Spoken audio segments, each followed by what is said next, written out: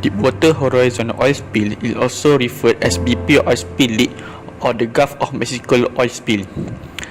Disaster began on April 2010 and the well was declared sealed on September 19, 2010.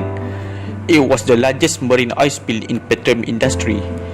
The reports in early 2012 indicated the well was still leaking. It is regarded as one of the largest environment disasters in American history.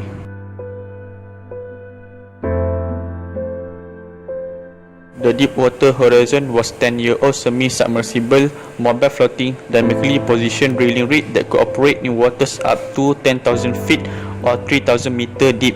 It is built by South Korean company Hyundai Heavy Industry and owned by Transocean. The rig operated under the master lease flat of convenience and was chartered to BP from March 2008 to September 2013.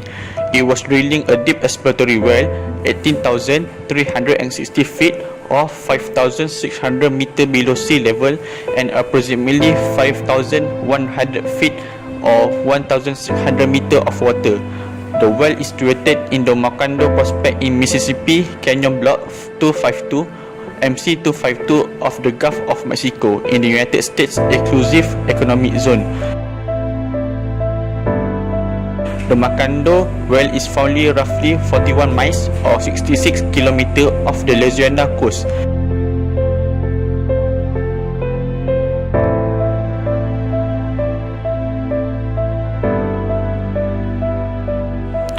At approximately 7:45 p.m. CDT on April 20, 2010, high-pressure methane gas from the well expanded into the marine riser and rose into the drilling rig, where it ignited and exploded, engulfing the platform. According to the US government report published in September 2011, pointed to a defective cement on the well, faulting mostly BP but also rig-operated Transocean and contractor Halliburton. Earlier in 2011, a White House commission that was blamed BP and its partners for a series of cost-cutting decisions and inadequate safety system, but also concluded that the spill resulted from the systemic root causes and absent significant reform in both industry practices and government policy might well recur.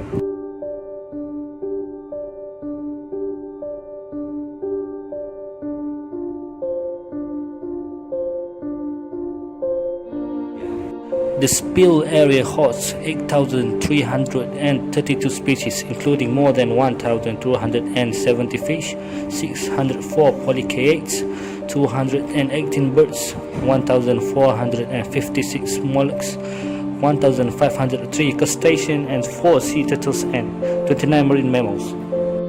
The spill had a strong economic impact to BP and also the Gulf Coast economy sectors such as offshore drilling, fishing and tourism.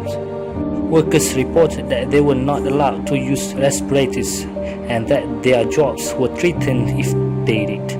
OSHA said cleanup workers are receiving minimal exposure to airborne toxins. Survey of the health effect of the spill on cleanup workers reported eye, nose and throat irritation, respiratory problems, blood in urine.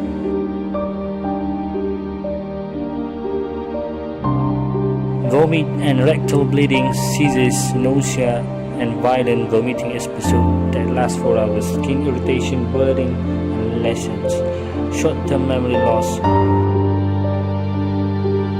and confusion, liver and kidney damage, central nervous system effect and nervous system damage, hypertension and miscarriages.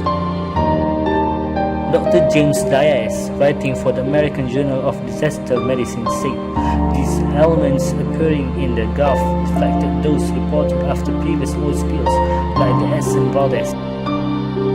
Diaz warned that chronic adverse health effects, including cancers, liver and kidney disease, mental health disorder, birth defects, and developmental disorders should be anticipated among sensitive population and those most heavily exposed.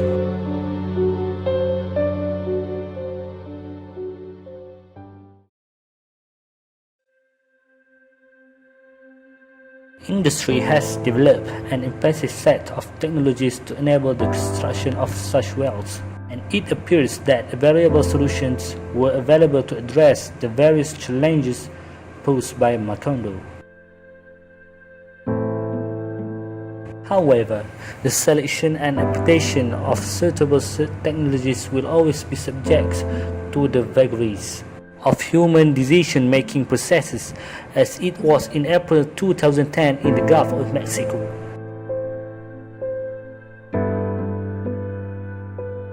A negative pressure test stimulates reduced pressure in the liner or wellbore.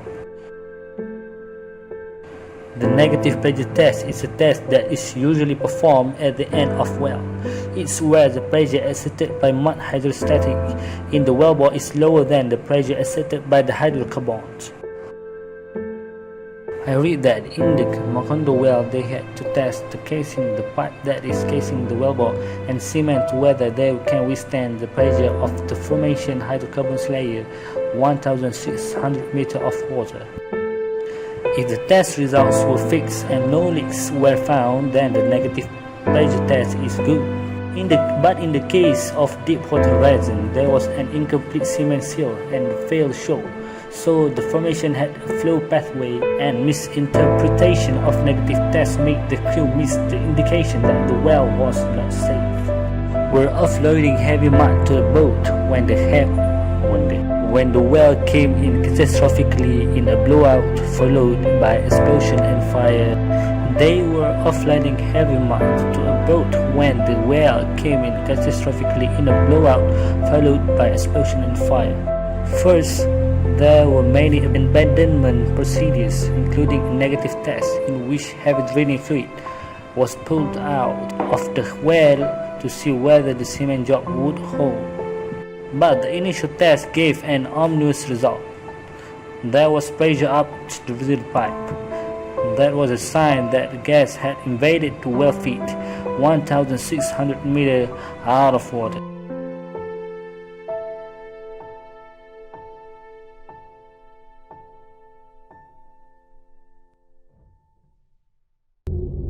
April 20th, 2010.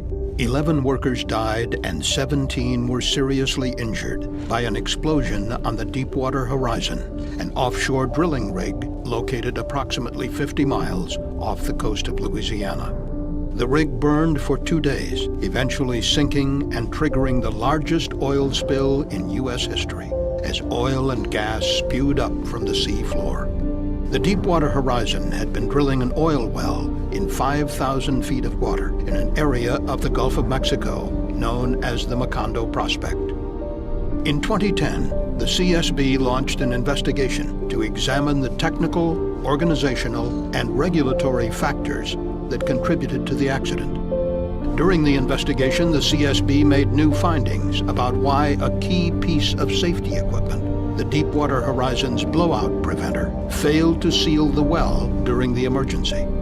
These new findings help explain why the accident was so devastating, and the CSB cautioned that other blowout preventers currently in use could fail in similar ways. Drilling an offshore well involves creating a pathway between the drilling rig and oil and gas reservoirs trapped beneath the sea floor. A deep hole, or well bore, is drilled through layers of subsea rock and sediment. These rocky layers can contain trapped water, crude oil, and natural gas under pressure. An unplanned flow of these well fluids into the wellbore, known in the industry as a kick, can be dangerous.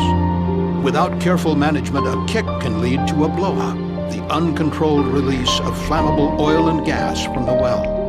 A blowout can be catastrophic, since oil and gas reaching the drilling rig can quickly find an ignition source, leading to a fire or explosion, endangering the lives of the drilling crew.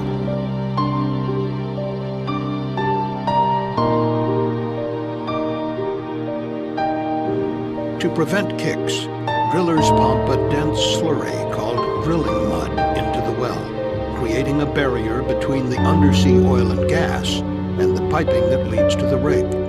If this mud barrier fails or is somehow removed, The safety of the drilling crew depends on a critical piece of equipment located on the sea floor called the blowout preventer, or BOP.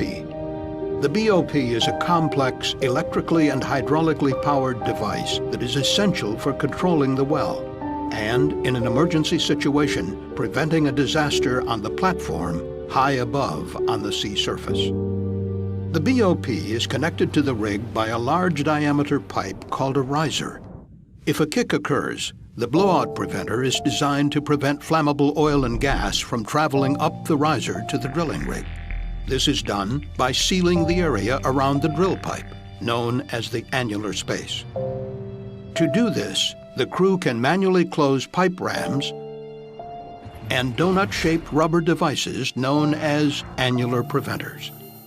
If those devices should fail to work, the last resort is a pair of sharp metal blades which form a blind shear ram designed to cut the drill pipe and seal the well.